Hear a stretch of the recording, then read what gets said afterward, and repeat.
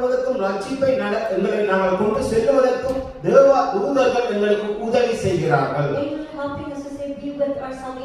இயேசு கிறிஸ்துவுக்கு எப்படி உதவி செய்தார்களோ அதேபோல் எங்களுக்கும் உதவி செய்கிறார். எப்படிப்பட்ட தேவ தூதர்களை கர்த்தர் எங்களுக்கு ஆயத்தப்படுத்தி வைத்திருக்கிறார். அவர் வாக்குத்தத்தம் பழைய ஏற்பாட்டிலே சொல்லப்படுகிறது.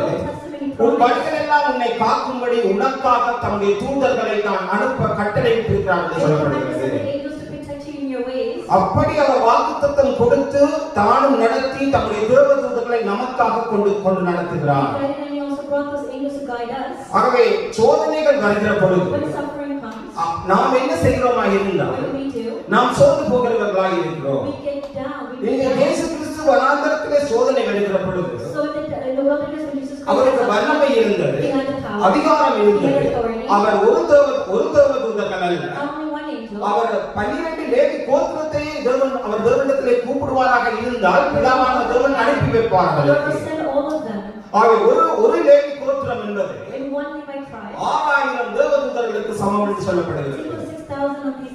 12 லேவி கோத்திரம் என்பது 72,000 ஏஞ்சல்ஸ் ஆக சொல்லப்படுகிறது. அவ்வளவு அதிகாரம் உள்ள ஆண்டவர் மனுஷனாக இந்த உலகத்தில் இருக்கிற பொழுது அவர் சோதனையை ஜெயம் கொள்வதற்கு பிதாவின் சித்தத்துக்கு தன்னை விட்டுக் கொடுத்தார்.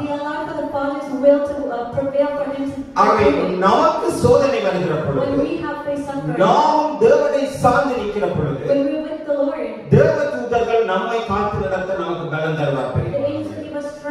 தேவ தூதர்களை கொண்டு எங்களை நடத்துவார்.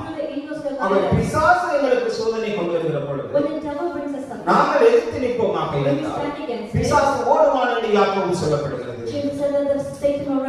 ஆகவே நாங்கள் சேர்ந்து